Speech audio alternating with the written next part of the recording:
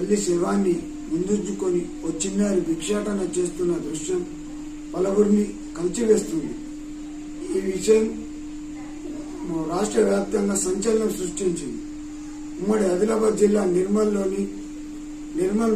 నిర్మల్ జిల్లా తానూరు మండలం బోల్తా రోడ్కు చెందిన గంగమ్మని ఆత్మహత్య చేసుకుంది.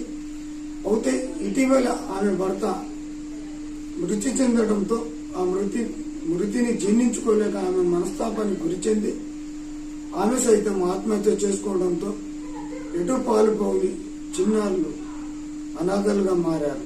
దీంతో ఆ తల్లి శవాన్ని ముందుంచుకొని భిక్షాటన చేస్తున్న దృశ్యం పలువురిని కలిచివేస్తుంది.